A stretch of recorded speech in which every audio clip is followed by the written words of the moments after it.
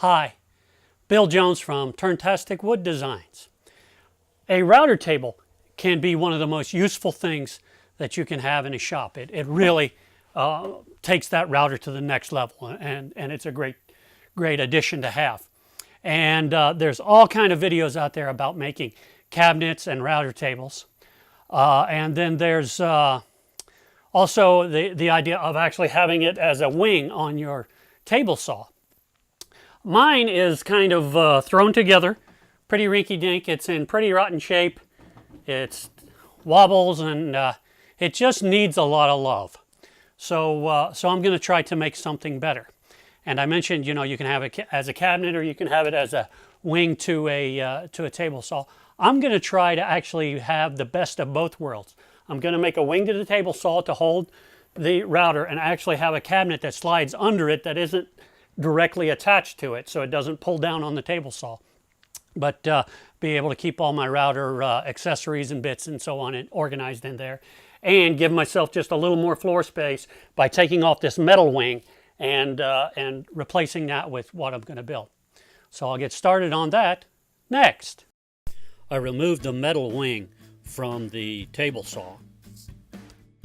I cut a piece of melamine for the router table top and some ash strips to wrap around the edges. I mitered the corners of the ash. I cut slots with my biscuit jointer, and I joined the ash to the melamine with biscuits and glue. I clamped it up and let it dry overnight. So after I took the new top out of the clamps and made sure everything was good there, I went over it a little bit with sandpaper. Then I mounted it here on the table saw using these rails that my table saw uses for a fence.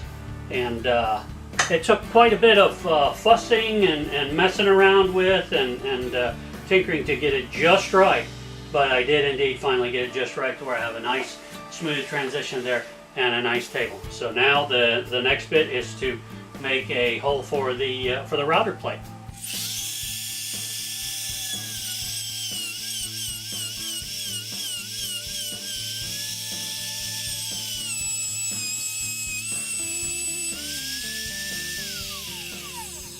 After I got that routed out, I set the plate in there, and I've got a really nice fit. I got the depth just right, and it fits in there nice and tight.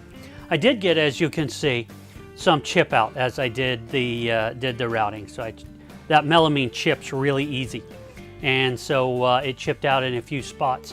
And I'm just going to have to live with that for now. It doesn't do any real harm. If anybody knows a way to repair that, I'd like to know that. Please leave me a comment below if you know how to repair that. But for now, I'm just going to have to live with it. The router I'm using is a Porter Cable 690. It works pretty simply. The base twists, actually the body, I guess you could look at it that way, twists to rise and lower, and it just comes all the way off pretty easily.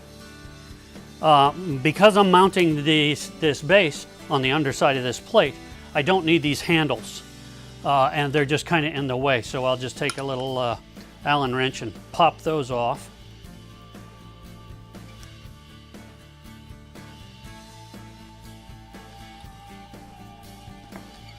Get them out of the way.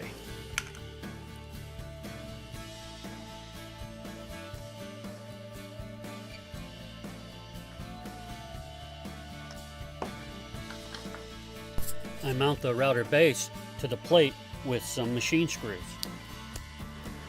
Then the body just slips right into the base, and I can just reach my hand under here and twist to raise and lower the body and then the bit.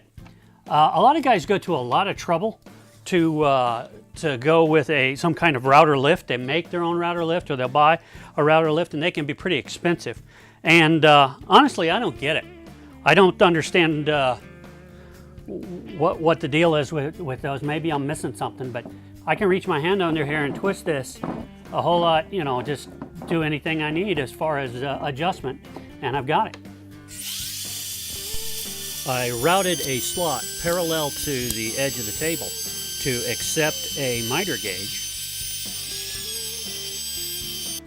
and I mounted a switch on the front.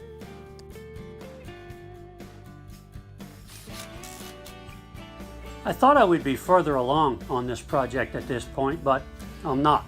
That's the way it goes sometimes.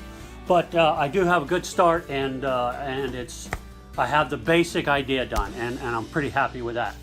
I now have a nice router table here that gives me a little more space. I have more space here in between the router table and the jointer to work and move, and that's a big plus for me. And I actually wound up getting 2 more inches of table for my table saw then, so it works out. I'm able to use the same fence that I used for the table saw for the router. I just need to clamp a couple of pieces, flat pieces on there for a split fence, and I've got my fence. So that's that. Worked out pretty well. This is something you could do yourself. Router tables, if you start looking at some of the commercial, full-blown router tables at the woodworking supply stores, are really expensive, especially if you get a lift with them. They start getting into hundreds of dollars. You can make something like this as a wing to a table saw for less than $100. The plate is the biggest expense, and that's about $60. And they make them for all different kind of routers, and they even make them blank that you can drill your own holes for if you can't find one for your router. So it's a pretty simple thing to do, but it really helps having this table and giving myself the extra space. I do intend to do some more. I'm going to build some kind of small cupboard under here that still allows me to get my hand here and turn this to raise and lower the router, but have a little cabinet space to keep the bits and the different tools for the router. Right now I have another router, handheld, and to get it, I either have to have a tall friend over to reach it for me, or I have to stand up on my big stool to get it down, because I have it on a shelf that's way up high. And hopefully I'll be able to have it in a little drawer under here, and that'll be handy. So that's where we are. Well, if you liked this video and found it useful, please like and share with your friends. If you have any questions about this video or this project, or anything you've seen in my shop or on any other video, please feel free to leave a comment below. I'd love to hear from you. If you haven't already, please subscribe to my YouTube channel. It helps me out. And as always, thanks for watching.